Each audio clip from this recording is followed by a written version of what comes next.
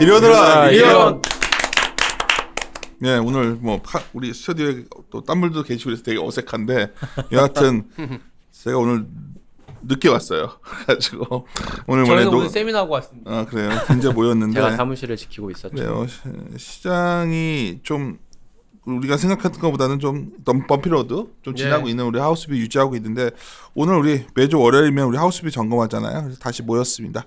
그래서 뭔가 말이 뒤엉키고 있어요. 지금 누가 보고 있으니까. 그래도 여하튼 우리 고민을 다시 한번 나눠봅시다. 먼저 인사하겠습니다. 윤세 윤조입니다. 예, 투자전략팀장 신중호입니다. 퀀트 염동찬입니다. 안녕하십니까, 이코노미스트 최광혁입니다. 네, 이리온에서 댓글 담당하고 있는 프로데클러 염승환 차장입니다. 반갑습니다. 예. 예.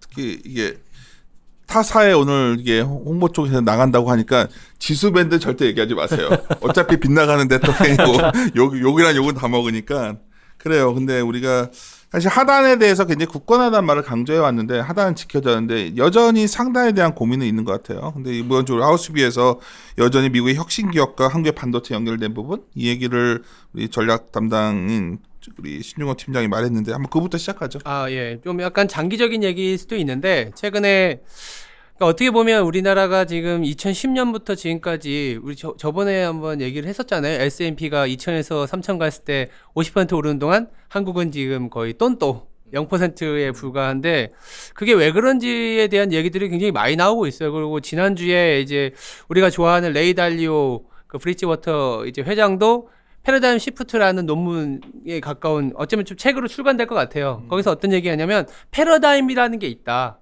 그러니까 지금의 패러다임은 한 10년 있다가는 바뀌어 있을 가능성이 높다라는 거죠. 그럼 지금의 패러다임이 뭐냐라고 보면 결국 우리가 인정해야 되는 거는 S&P 미국 중심으로 가고 있고 그 안에서 생산성 있는 기업들에 대한 자금의 역할, 벤처, 혁신이 어떻게 보면 지금 사이클을 이끌고 가고 있다라는 건 맞다라고 보고 있고요. 때 맞춰서 이제 지난주에 미국 벤처 캐피탈 협회에서 이제 자금, 그러니까 분기마다 이런 어떤 자금의 동향을 발표하는데 이게 우리나라나 아니면 현재 투자하는 데 있어서 1년에 약간의 투자 팁이 될 것 같아서 정리를 해봤습니다. 실질적으로 지난 하반기 이후에 급격하게 벤처 자금이 조금 꺾였었습니다.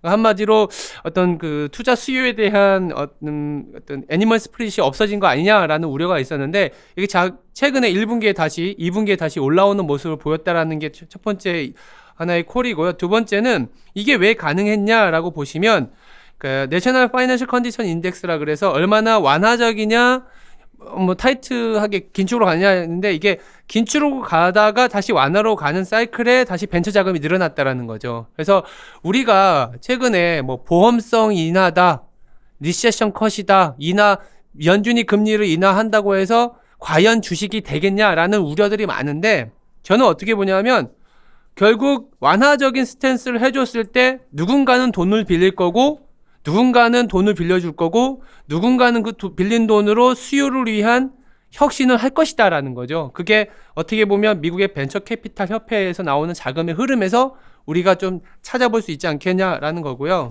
근데 결국 여기서 하나 짚고 넘어갈게. 이제 뭐 이게 좋은데 미국만 좋은 거냐? US 대 난 US 대 어떤 개념이고 또 하나는 우리가 미국에 좋았을 때 대표적인 95년에 그 소위 아까 인슈런스 컷 보험적 금리 인하했을 때 미국만 좋고 아시아는 금융위기 왔지 않았냐. 그래서 그렇죠. 한국 같은 데 힘든 거 아니냐 하면 내가 이 말했더니 최강희선에서 나한테 왜 햇소리냐 하면서 나한테 그랬어. 오늘 왜 이렇게 얌전한 거야 너 진짜. 아니 근데 그러니까 그때 뭐가 다른데 95년과. 그러니까 당시에 IMF가 왔을 때 그러니까 아시아 금융위기부터 IMF까지 연결됐을 때는 사실은 한국을 위시로 해서 동아시아 국가들이 대부분의 공격 목표였었거든요. 근데 최근에 그림 보시면은 이렇게 문제가 생기고 있는데도 한국의 원달러 환율이 움직이질 않고 있다는 걸 먼저 보셔야 될 것 같아요. 안 움직였어. 이 정도. 금요일 같은 경우에도 그러면 CDS 프리미엄 하나도 안 움직였어요. 그렇지. CDS 프리미엄 안 움직였어. 금요일 같은 경우에도 금리 인하를 하면은 일반적으로 금리 차로 인해 가지고 환율이 올라갔어야 되거든요.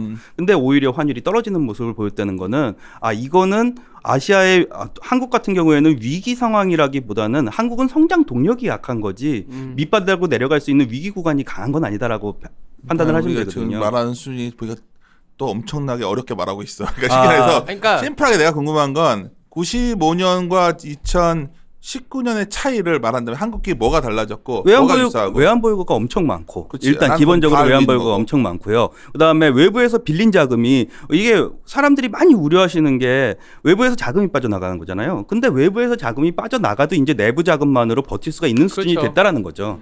그러니까 기업 입장에서 따지면 아니면 전체적인 우리나라의 어떤 경상수지라는 게 뭐냐면 저축해서 투자거든요. 경상수지가 플러스라는 거는 순대외 자산을 갖고 있다라는 거예요. 나갈 돈이 없다라는 거. 그러니까 경상수지가 일단 플러스고 더불어서 기업 입장에서 보면은 빌린 돈은 별로 없고 캐시는 많이 갖고 있어요. 그러니까 망하진 않아요. 그 대신에 혁신이라든지 기업의 부채가 없어진 거지. 그때 예, 기업 부채가 많았고. 그렇죠. 그러니까 빌린 돈은 외화부채를 없다, 이런 거지. 빌려다가 성장을 만들어냈느냐 아니면 자기 돈으로 만들어냈냐의 차이인데 지금 같은 경우에는 위기 구간을 얘기하기엔 좀 어렵다라고 보시면 돼요. 위기라기보다는 아무것도 안 하고 버티고 있다. 근데 문제는 그래서 자산의 비효율성이 저 밸류에이션으로 빠져 있고 저 밸류에이션에서 그나마 밸류에이션을 탈 수 있는 게 미국의 혁신에 붙어가는 기업들인데 그나마 유일한 게 4페이지 넣어놨지만 세미컨덕터라든지 메디컬이라든지 오토모티브라든지 게이밍 이런 쪽인데 여기 우리나라는 규제를 하고 있다. 우리 한국어 이게- 쓰시다. 아 여기 보면 세미컨덕터 반도체 얘기하는데 게임 오락이라고 할 수는 없잖아요. 게임 오락이라고 해야지.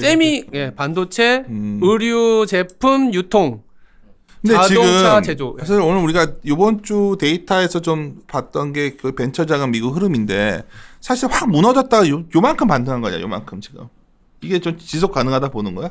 지속 가능하다고 보는 이유는 첫 번째는 벤처 자금에 대해서 저희들이 생각하는 것 중에 하나가 기업들이 돈이 많기 때문에 M&A라든지 IPO라든지 이런 게 굉장히 활발해지고 있는 상황이 그리고 더불어서 이게 뭐 분기 데이터라서 그렇게 프리퀀시 그러니까 그 빈도가 높은 건 아니지만 그 긴축이라든지 은행들의 대출 스탠스하고도 굉장히 연관이 많이 있기 때문에 물론 야 이거 뭐 한 분기 올라온 것 같고 너무 오버할 건 아니잖아라고 얘기할 수 있지만 또 한편으로는 긴축에서 완화적인 스탠스로 변하니까 바로 올라왔네? 라고도 해석할 수 있는 부분이고 더불어서 그렇게 올라온 사이클에서 가장 빠르게 성장률이 올라가는 산업은 그나마 꿈이라든지 혁신이라든지 수요가 있다라고 생각한 부분일 것이다.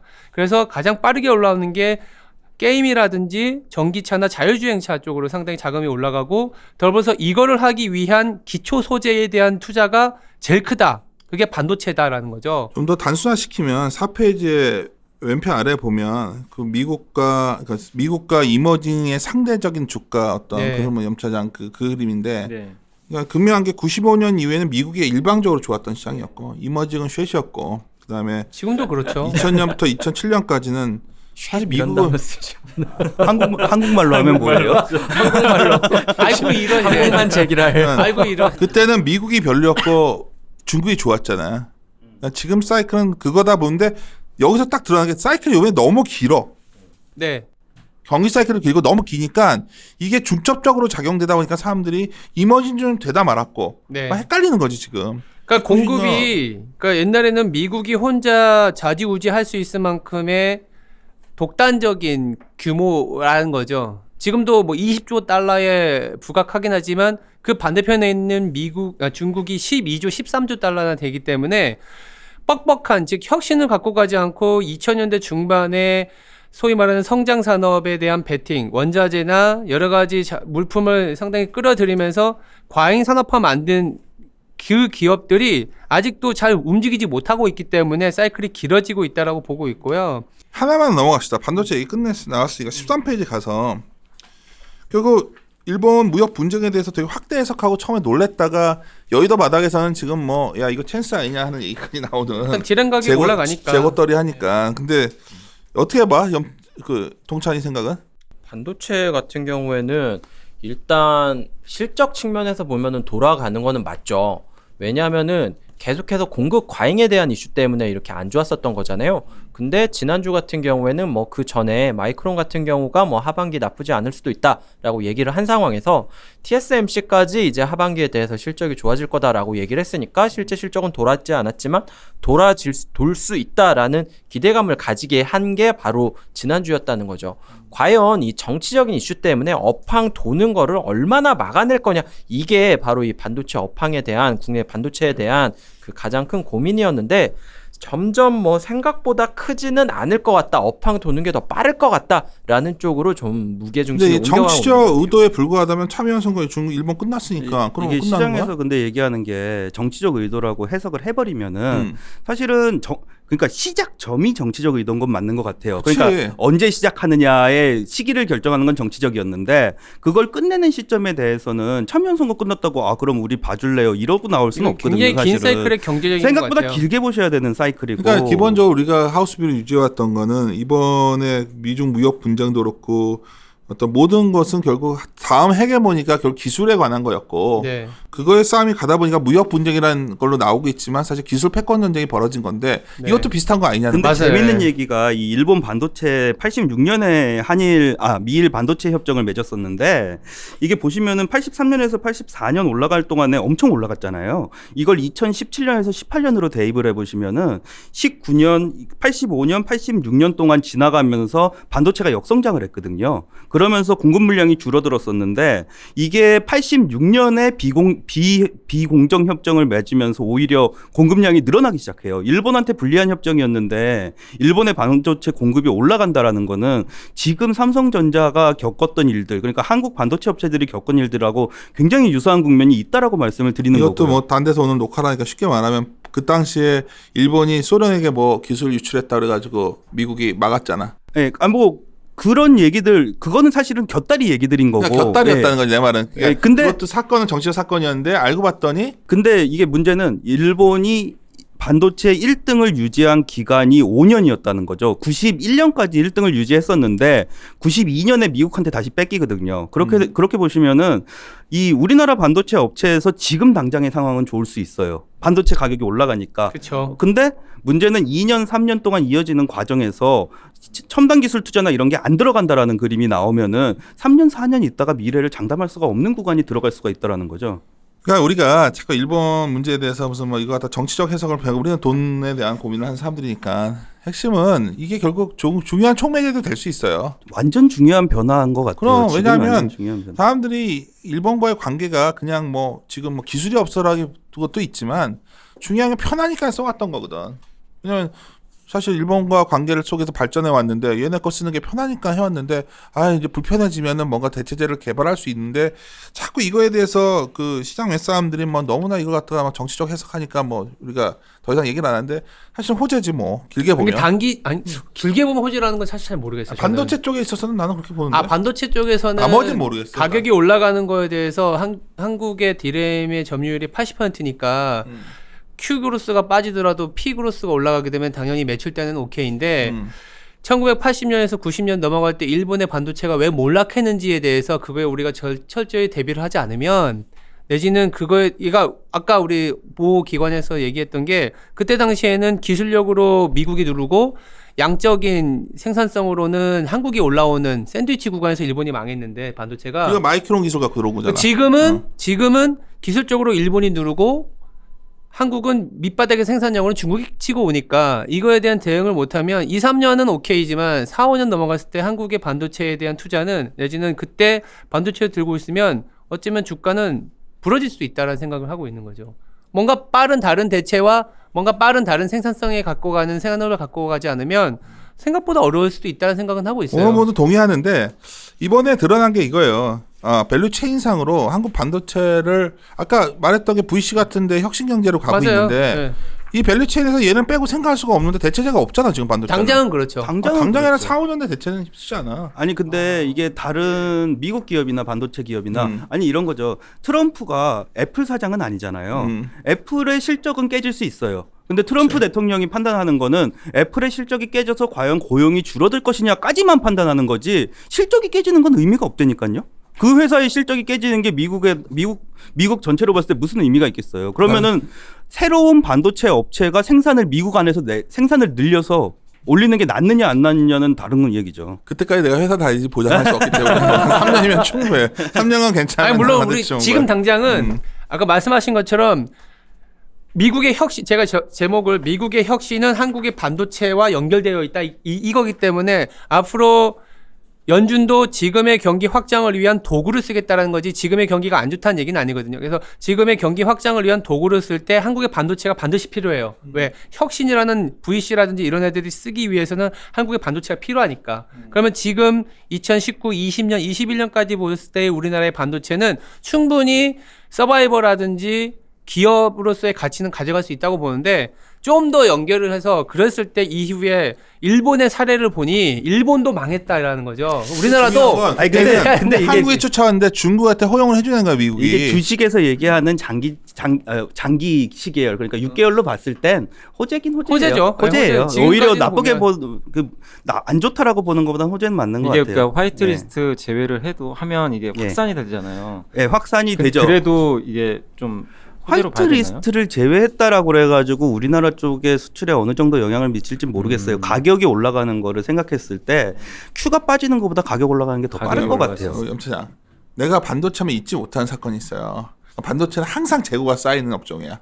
그래서 처음에 하이닉스 공장이 불났을 때 하이닉스가 빠졌어. 그때 얘기하셨습니다. 그래서 다들 예, 오시고. 하이닉스 공장이 불나서 큰일 났다. 그날 재고를 다 태워버린 거야. 그 다음부터 맞아요. 대반도체 예. 호황 사이클이 시작됐어요.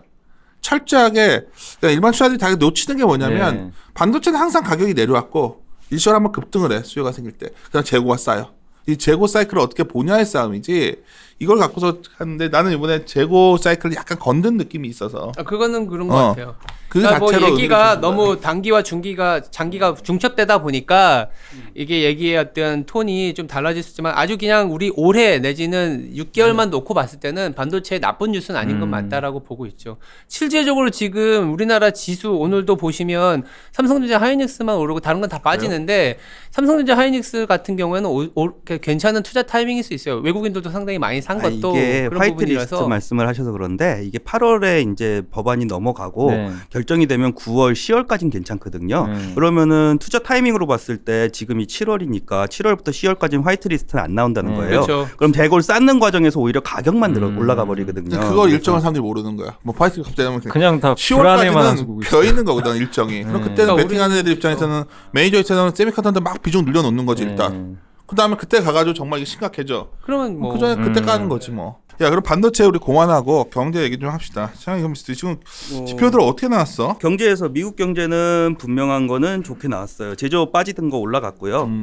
그다음에 소매 판매 판매가 다시 잘 올라가고 나왔네. 주택 시장 지수 다시 올라갔거든요. 안 좋은 거는 이제 경기 선행 지수만 안 좋다라고 봐주시면 될 것 같고요. 지금 상황에서는 그러면은 뭐 이게 경제가 지금부터 성장성을 만들어낸다라는 측면으로 보시지 말고 지금 경제는 괜찮다. 견조하다라고 보시면 될 것 같고요. 오히려 요번에는 미국 좋을 줄 알았었는데 좀 고민해 보셔야 될 게 두 가지인 것 같아요. 좀 넘어가서요. 12페이지 보시면은 한국 기준금리 인하했잖아요. 기준금리 인하 저는 1.25% 밑으로 내려가서 1%까지도 내려갈 수 있다라고 보고 있는 거고요. 선제적으로 우리나라의 중앙은행 성격에서 이렇게 선제적으로 내렸다라는 거는 생각보다는 빠르게 서프라이즈 그러면 만들어줄 우리 비율 거다라는 바꿀 거야? 성장률 우리 2% 밑으로 다들 내리는 분위기도 있는 거야? 성장률은 안 내릴 거고요.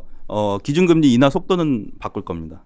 그리고 요즘에 얘기 나오는 것 중에 제일 중요한 거 어제 19일 날 그 중국 민생은행 그 채권 디폴트 얘기 나오면서 엄청 그치. 불안해하고 있거든요. 네네. 근데 15페이지 봐주시면은 요 오른쪽 위에 올해 부동산 회사채 디폴트 우려 구간 나오잖아요. 이거 작년 연간 전망에서 말씀드렸던 게 4월하고 8월 조심하시라고 말씀을 드렸었는데 이거랑 동일하게 움직인다라고 보시면 돼요. 민생은행도 부동산 채권을 꽤 가지고 있는 회사거든요. 그래서 8월에 이 AAA 등급 비중이 확 줄어들면서 중국은 어차피 8월하고 9월이 디폴트 이슈가 부각될 수밖에 없는 구간이라고 보시면 될 것 같고요. 실제로 중국에서 약간 8, 9월 디폴트 얘기 나오면서 주춤할 수 있다로 보시면 될 것 같아요. 아직 정책력은 있다로 하면 되는 거잖아. 그러니까 정책적인 위기 시스템 리스크는 아니고요. 이거는 이 시기상의 그 계절성 문제 때문에 8, 9월은 안 좋을 수 있다라고 보시면 될 것 같아요. 그 디폴트가 뭉치는 구간이에요. 주문이 넘어가고 우리 이익 쪽 실적 좀 체크해줘. 실적 같은 경우에는 의미 있는 한 주였습니다. 지난주 같은 경우에는 6개월 내내 이익 추정치가 하향 조정됐는데 지난주에 하향 조정이 눈에 띄게 좀 둔화됐고요. 과거에 이렇게 좀 이익 추정치가 둔화되는 구간이 있었는데 올해도 둔화되는 구간 같은 경우에는 좀 실적 발표가 시작되기 전에 좀 리비전이 그러니까 추정치 변화가 일어나지 않는 구간이었는데 지금 같은 경우에는 그 실적 발표를 한 주 앞두고 지금 둔화됐다는 점에서 이익 추정치 하향 조정은 좀 완화되는 거 아니냐 이런 기대감을 자극하기에 충분했고요. 이익 추정치 하향 조정을 이끌었던 IT가 특히 둔화됐고 여기에다가 앞서 잠깐 말씀드렸죠. TSMC가 이제 하반기에 대해서 긍정적으로 얘기하면서 전 세계의 그 메모리 반도체 기업들 주가가 전반적으로 오르면서 필라델피아 반도체 지수는 상승하고 S&P 500은 떨어지고 나스닥은 떨어지는 모습이 나타났습니다. 한국 같은 경우에는 이 하드웨어 비중이 높은 한국 같은 경우에는 나쁘지 않은 상황이다. 이렇게 보시면 될 것 같습니다. 오늘 좀 앞에 분 얘기하고 오늘 좀 조사 없이 진행이 되는데 그래도 우리가 가장 주간에 증시하는 게 글로벌 어떤 우리 주요 인물들의 발언이잖아요. 예. 미국에서는 문우신 발언이 그래도 좀 예, 이제 셧다운 얘기 슬슬 그치. 나오기 시작하는 것 같아요. 9월에 재무부에서 그 재정 고갈된다라고 그래서 부채 한도 상향 안 되면은 9월에 셧다운 들어갈 텐데 21페이지에 그 낸시 펠로시 하원 의장 얘기한 거 보시면은 아직까지 부채 상한 그 법안에 대해서는 통과는 안 되고 있는 것 같거든요. 근데 이해가 안 가는 게 근데 민주당에서 대권 주자들이 예. 샌더스 같은 분들. MMT까지 얘기하고 있으면서 왜 이거 갖고 자꾸 그러는 거지? MMT하고 부채 한도 상향 이슈는 또 다른 얘기니까요. 그래서 기본적으로 재정에 대해서는 예. 좀 더 좀 약간 여유를 두는 개념 여유를 아니야? 두자고 얘기를 하고 있는 건데 어. 그 버니 샌더스나 이런 쪽에서 얘기를 하고 있는 거고요. 전체적인 민주당이 전체적으로 찬성하는 건 그러니까 아니에요. 이걸 9월에 좀 8, 9월에 좀 이 이슈가 또 예. 시장에 좀 발목을 잡을 여지는 좀 있는데 예. 어때 보여 올해는? 뭐 이게 항상 미국의 재정이 항상 고갈 상태니까 재정 집행을 해야 된다라는 부분에서는 다들 인정을 하는 부분이라서요. 사실은 부채 한도 상향 이슈가 실제로 일어날 가능성이 높진 않다라고 보고는 있어요. 그래서 뭐 잡음이 좀 나는 게 한 8월 말 정도에 날 걸로 보고 있고 9월 들어가면 또 셧다운 되기 바로 전에 해결될 거다라고 보고 있습니다. 8월 휴회면은 이제 9월 달에 그럼 바로 이렇게 9월 들어가면은 이제 그치. 문제가 생기는 9월에 건데. 얘기가 좀 시끄러워. 옛날에도 한번 8, 9월에 미국 증시 박살난 적이 있는데 그 트라우마가 있으니까 사람들은 자꾸 이때쯤 되면 이거를 연상하거든. 그래서 이게 좀 고민이고 유럽 쪽에서는 뭐 새롭게 우르줄란가 그 분이 또 됐더라고요. 재밌는 분인데. 그거보다는 오늘 여기는 안 들어있는 것 같은데 드디어 영국 총리가 존슨이 되는 것 같은데 뭐 그 존슨 발언은 없었나? 예, 존슨 바로는 없었고요. 근데 보리스 존슨이 말이 조금 바뀌긴 했었어가지고 원래 이제 무조건 노딜을 얘기하는 건 아니다라는 얘기들을 많이 했었거든요. 그래서 뭐 10월까지는 일단은 브렉시트 이슈는 좀 그냥 멀어질 것 같아요. 그래서 사실은 이게 10월에 소비자 물가 소비세 인상 일본에 걸쳐 있고 그다음에 9월에 미국 부채 한도 상향 이슈 걸려 있고 또 10월에 브렉시트 이슈 걸려 있어 가지고 9월하고 10월이 조금 글로벌리하게 정치적으로는 좀 보셔야 되는 구간. 제가 되게 의미 있었던 인물은 페드에서 파웰 의장이 네. 16일 했던 발언이에요. 왜냐면 연준 의장이 농담하던 시대는 사라졌고 월스트리트 메인스트리트도 대화해야 된다. 네. 철저하게 좀 경기적인 부분인 거죠. 경기 얘기한 거 아니야 이 정도면?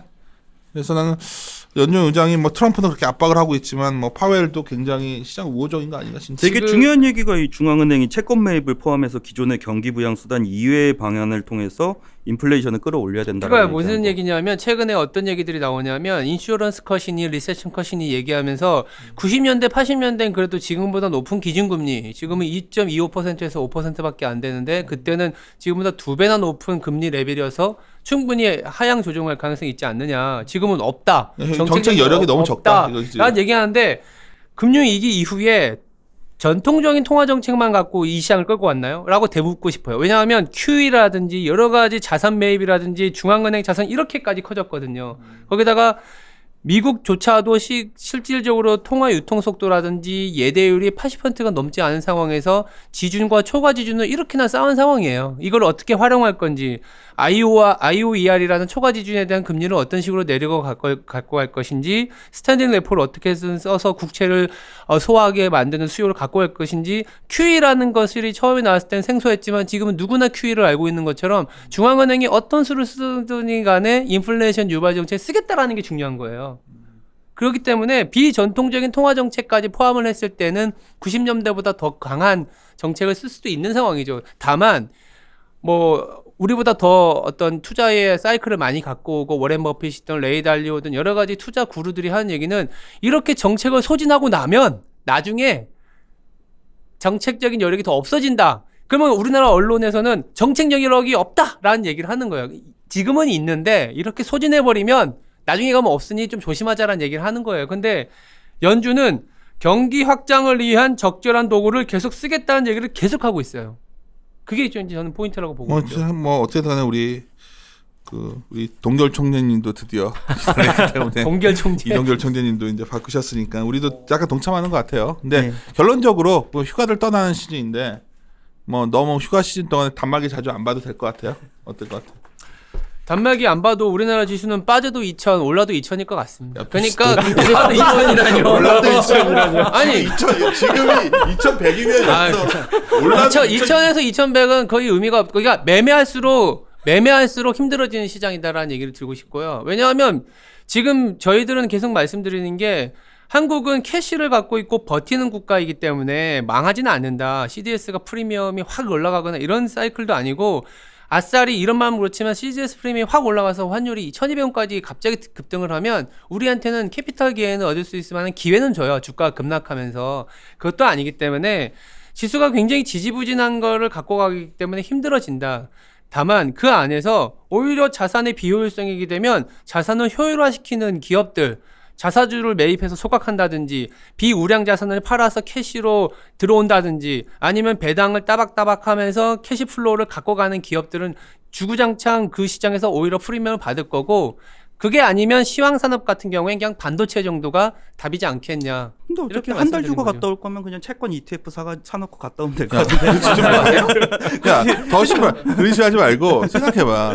지금 배당 수익률이 높은 걸 사놓으면 예. 나중에 자본 캐피탈 게인 확률도 높지 않아? 아, 그럴 수도 채권 있습니다. ETF 샀다가 나중에 사면 되죠. 채권형 주식을 사라는 거지. 정 아, 불안하면. 그렇죠. 채권형 주식. 우리는 주시장이니까. 아니면 아예 성장주 매매를 하든지 공격적으로 고멀티플 주식을 갖고 매매를 하시든지. 멀티플이 우리가 산업이 레귤레이션에 거쳐 있는 산업이 많다 보니까 그게 좀 고민스러운 거예요. 고민스러워도 글로벌 트렌드에서 벗어날 수는 없잖아. 근데 한국에서는 프리미엄을 못 받으니까요. 그래서 오히려 그냥 따박따박 나오는 말하면 말할수록 우울한 얘기가 캐시플로우 고하냐. 기업들은 되게 프리미엄 받습니다. 안 좋은 얘기만 계속 생각이 나고 있어서 근데 지금. 자기 우리 여름을 잘 지나고 나면 이 범피로드 울퉁불퉁한 길을 지나고 나면 돈이 풀려 있고 돈이 아직 추천을 못 찾고 있고, 우리 시장도 그래요. 난 TV 광고 보고 있으면 맨날 우리가 생소한 기업들이 나오잖아. 코스피 시장에 없을 뿐이지. 그건 그런 그렇습니다. 그렇지. 그 기업들이 코스피에 있었다면 코스피가 2,700 와 있을 거예요. 근데 이게 다 바깥에 있으니까 이런 거 아니냐. 우리는 여전히 성장하는 기업을 찾자. 이 정도로 요약 짓고 마무리 칩시다. 하여튼 예. 마지막 인사가 뭐였지? 또 헷갈리다. 마무리 칩시다. 이리 오너라. 이리 오너라.